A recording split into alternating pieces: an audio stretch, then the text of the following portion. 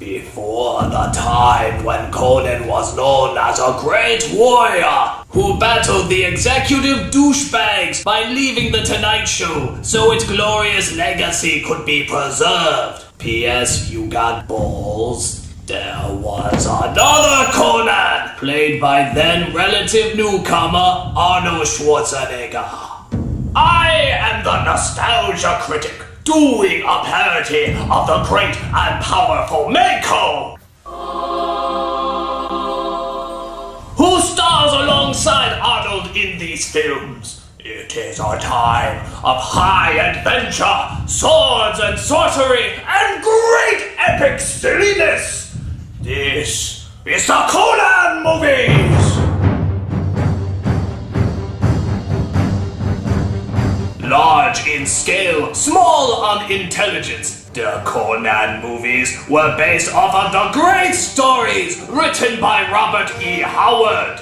But from what I understand, they have almost nothing to do with these movies, so we will instead look at the films themselves. They are films before one-liners, before great explosions, and before dental work could fix that great big gap in between your teeth. Prepare yourselves for phenomenal goofiness! Okay, I'm not gonna do that impression the whole time, but we are gonna take a look at these movies. And our first film, Conan the Barbarian, starts off, oddly enough, with a Friedrich Nietzsche quote. Well, give him credit. I'm certainly gonna be telling myself that while watching this movie. Between the time when the ocean... Made that joke already. Next! So we start off with Arnold Schwarzenegger as a little child. Mama! No, not that child! As his father gives him some helpful advice. No one in this world can you trust. Not men, not women, not beasts. This you can trust.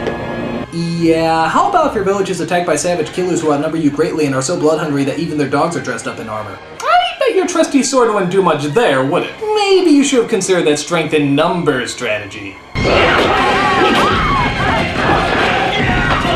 We are the knights who say... So as Conan's father is killed and the knights play Whack-A-Villager, his smoking hot mother tries to protect him from the evil James Earl Jones.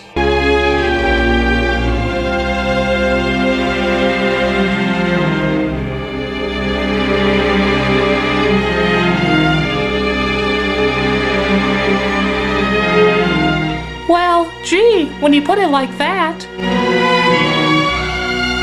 So it looks like he's gonna leave her alone and let her fight another day. Psych! Have Hitler!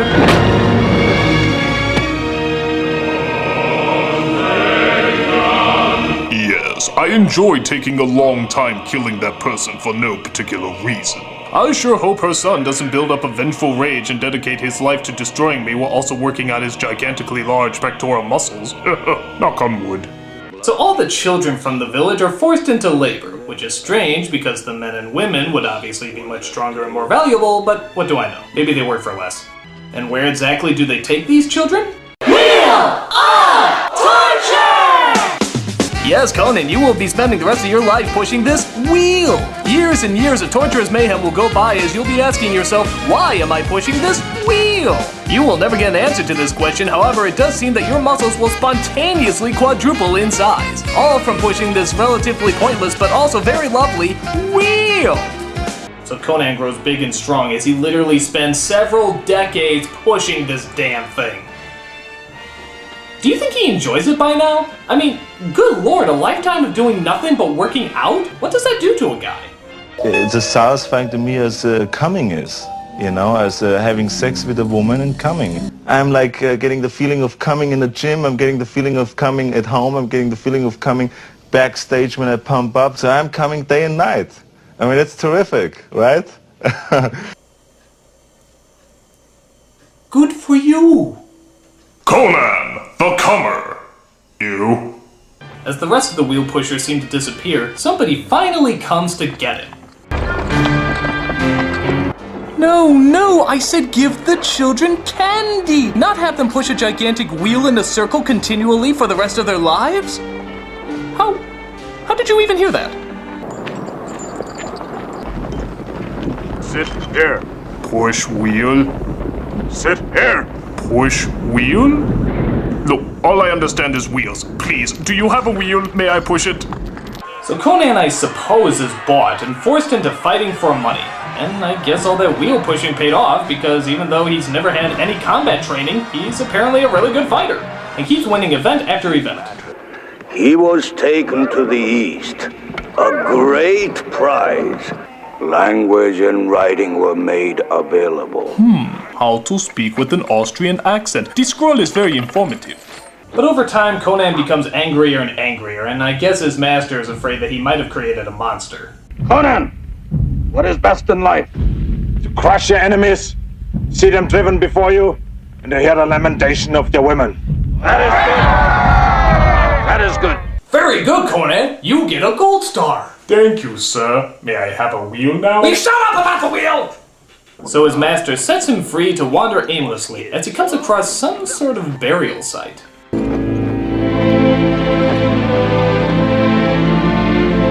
Ah, great, he's in the kingdom of the Crystal Skull. Crom. Ah yes, Crumb. Crumb, I suppose, is a warrior god who helped discover the invention of steel, and is also the winner of the God with the Stupidest Name competition.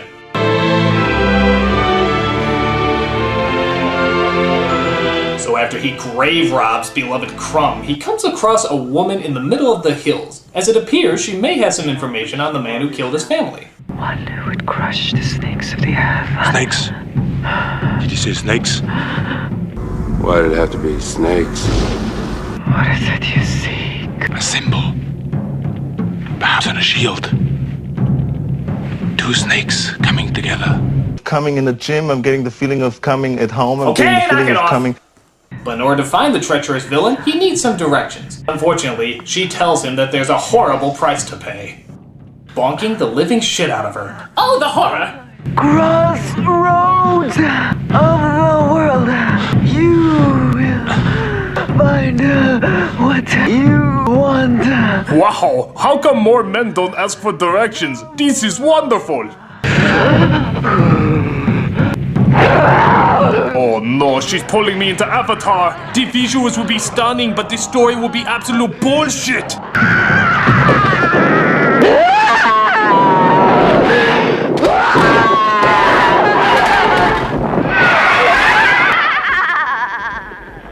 Okay. So after that, he comes across a thief named Subbatai, who says he can help him find James Earl Jones by traveling across the land.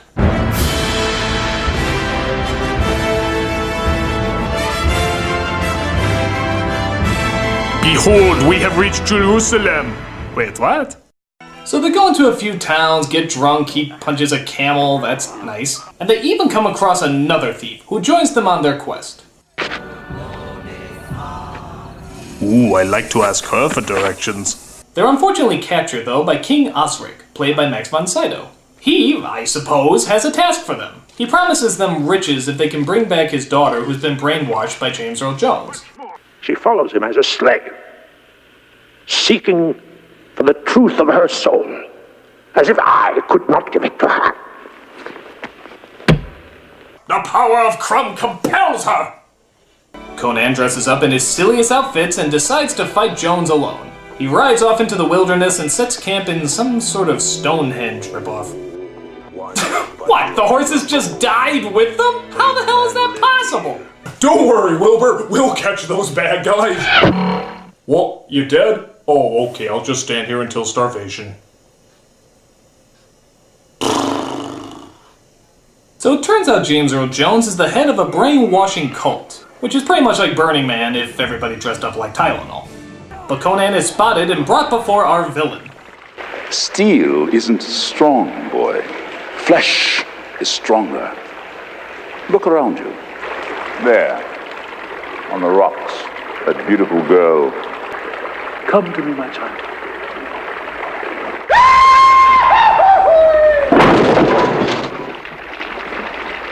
That is power. Crucify him. Too Jewish. Forgive them, Crumb. They know not what they do.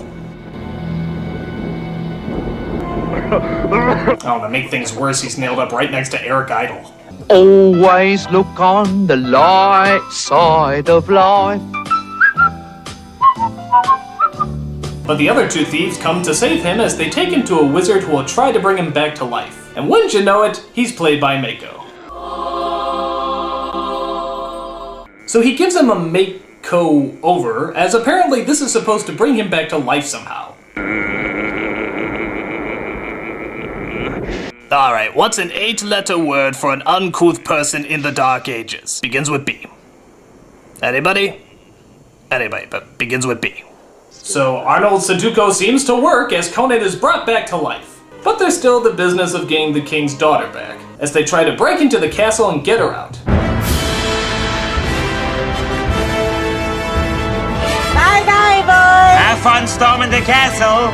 They dress up in their commando makeup that still doesn't seem to camouflage anything, as they sneak into the palace where some sort of strange orgy is going on.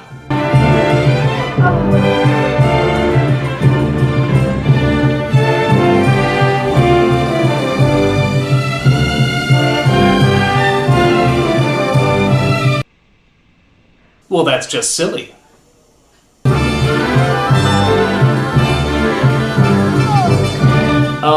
Does he do this often? Is Thursday night just Snake Night?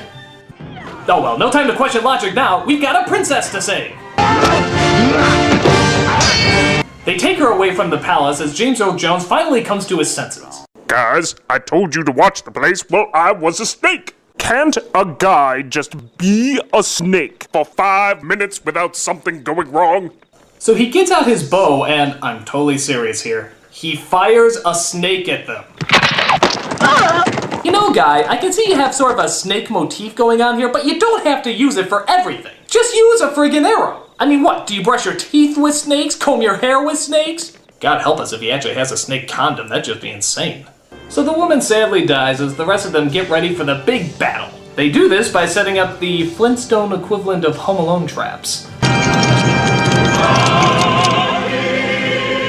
Crom, I've never prayed you before. All that matters is that two stood against many. That's what's important. Balor pleases you, Crom. Bad news, I'm afraid. Your prayer accidentally got intercepted by R. Crumb, the perverted cartoonist. I was sexually attracted to Bugs Bunny, and I cut out this Bugs Bunny off the cover of a comic book and carried it around with me. So grant me one request. Grant me revenge. And if you do not listen, then to hell with you. Wow, that's like the most backhanded prayer I ever heard in my life. Give me what I want, and if not, fuck you. Do you think he'll just pray for everything like that from now on? Oh, Crumb, please let my Happy Meal contain either Alvin, Simon, or Theodore from the Alvin and the Chipmunks Collector's series, but do not put in any chipettes. I do not like the chipettes. God help you if there's any chipettes in there! And if there is a chipette, then to hell with you!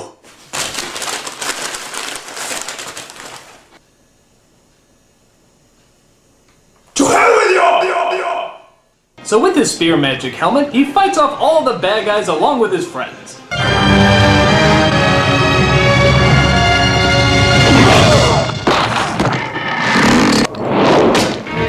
Fell for the oldest trick in the book! Hitting a helmet, which I thought was you, triggering a rock, activating a spear that stabbed me in the chest. Damn, you're good! He even gets help from beyond the grave, apparently.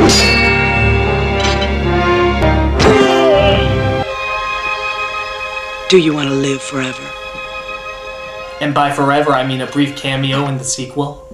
So he wins the battle as all the bad guys flee back to the palace. They snap the princess to her senses as she agrees to show Conan how to sneak into the fortress and finally kill James Earl Jones. Burn you the way to paradise!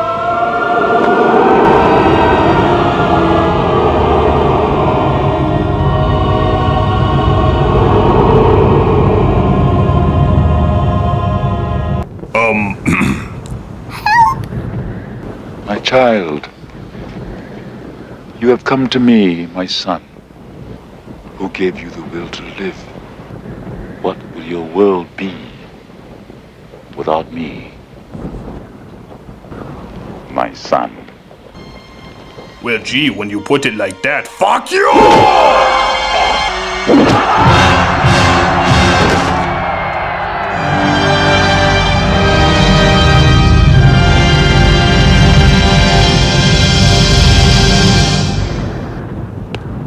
Ow! Ow! Ow! Ow! Ow! Ow! Ow! Ow! Ow! So I guess this somehow breaks the spell they're all under. I didn't even know they were under a spell, as Conan burns down the palace and builds up some hype for the sequel. In time, he became a king by his own hand. This story shall also be told. Very poorly in Conan the Destroyer!